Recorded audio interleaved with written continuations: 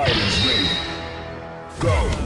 We're going to get into the Nick Cannon talk. Now, we're going to try and, I know you guys got questions and comments and everything, so I'm going to try and keep it not short, but I'm going to try and keep it as quick as possible because we are running low on time and energy. But if you guys definitely want to chat and have Missouri, oh, okay, damn. Well, I appreciate you watching from Missouri, bro. Damn, I appreciate it, man. Thanks for checking in.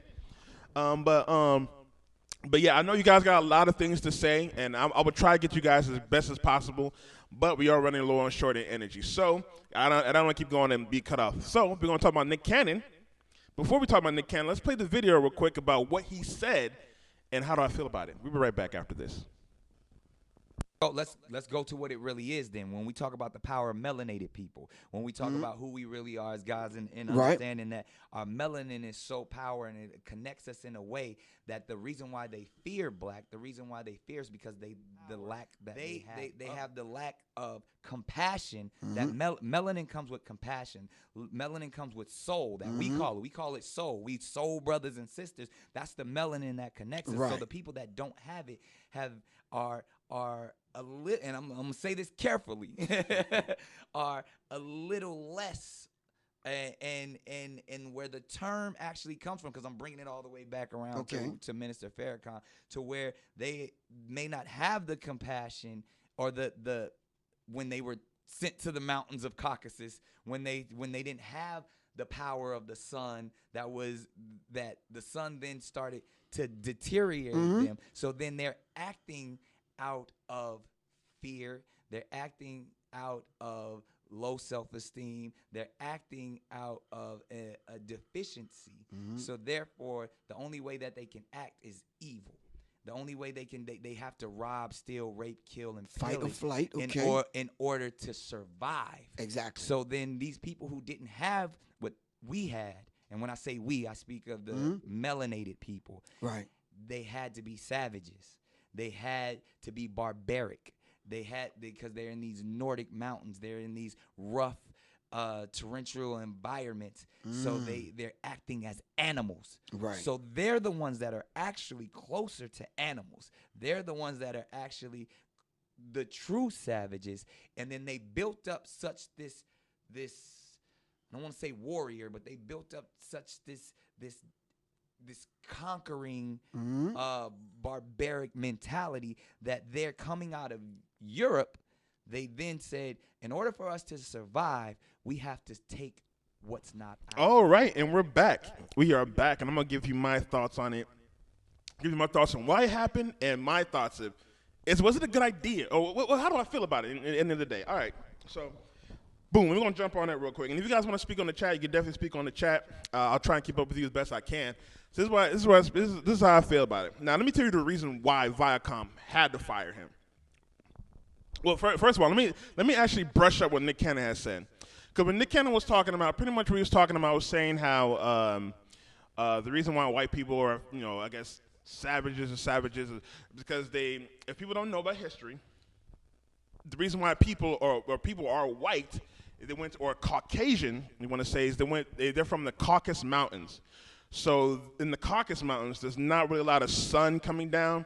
So if you can see a person with melanin and everything like that, they kind of had to advance in order to protect themselves from the sun. But with the Caucasians, they kind of had to live in rough areas.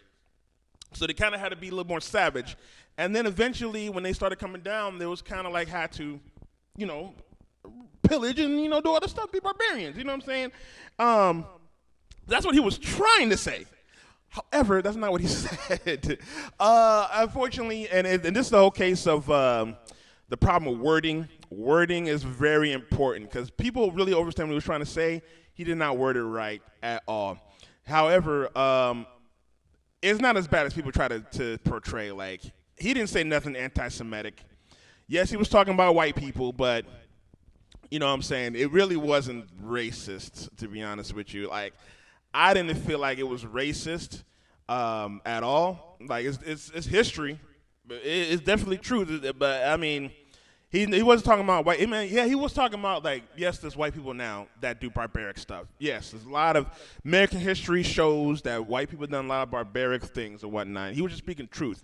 But I have to agree with Viacom on this because it was and I can see why Viacom did this. It was a business move. Now it was flip the script.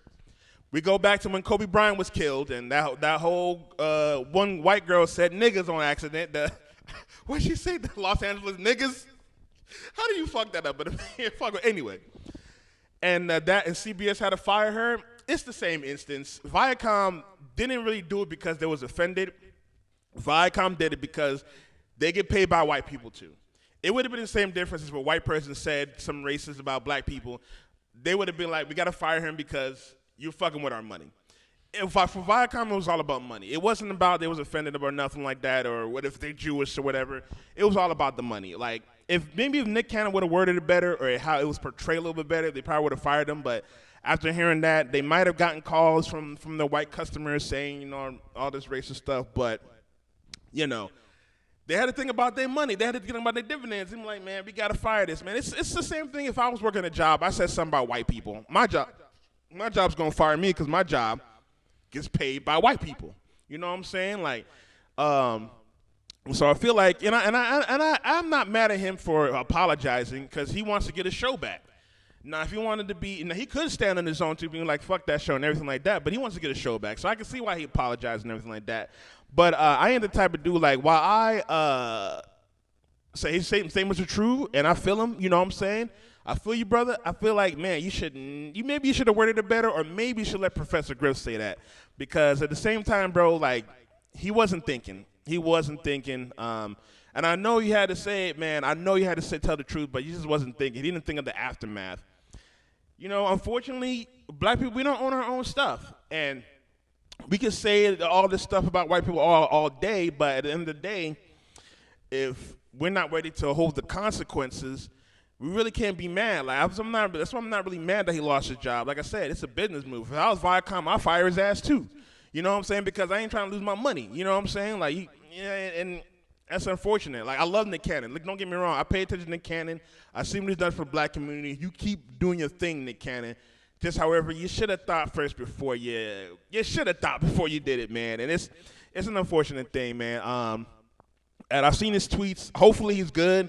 He's talking about he might be sad and depressed. When he apologized, a lot of people was mad at him. A lot of black people was mad at him. And I think that's stupid, too, because he at the end of the day, look, you can say how if you're racist or not. At the end of the day, he said something that, he felt like needed to be said. He lost his job over it. And how many black people can do that and lose their job over it and still stand 10 toes down? At least with Nick Cannon, he can come back. You know what I'm saying? A lot of black people, they ain't going to say that and risk their job, you know what I'm saying, for that. So I don't feel like black people should be mad at him for apologizing. You probably will apologize, too, if you lost your job saying some shit like that. But I just feel like, Nick Cannon should have worded it better. He should have done it a little bit more professional. And to be honest, even in that video, I was like, it sounded more like he was bumbling. The articles made it sound like articles that I read before I saw the video made it sound like he was saying some introspective shit. Like, I really thought I was gonna see the video. I was like, well, I don't know, maybe. Then when I saw the video, I was like, damn, Nick, you should have stopped while you was ahead, bro. You should have stopped, man. And I'm gonna go to the chat real quick just to see what y'all saying.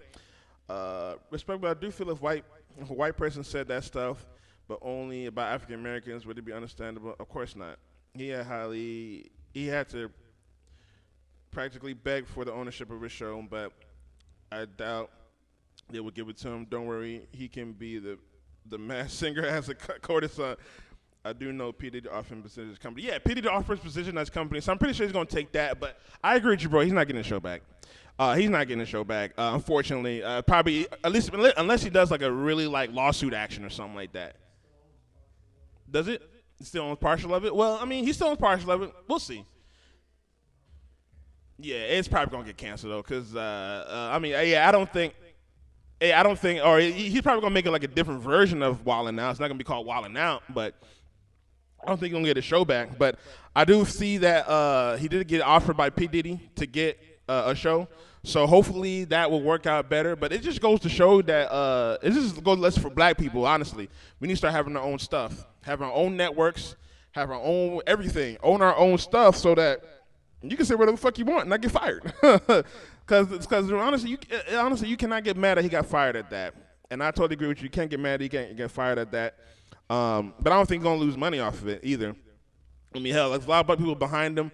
Like you said, he got a job with P. Diddy, and he's smart enough to start his own businesses. So it's just a shame that we had to lose Wild 'N Out. It's a great, prominent black show, especially for jobs for a lot of black people. Matter of fact, I was just telling my boy Adrian that I had a homegirl who worked on Wild 'N Out for a little while.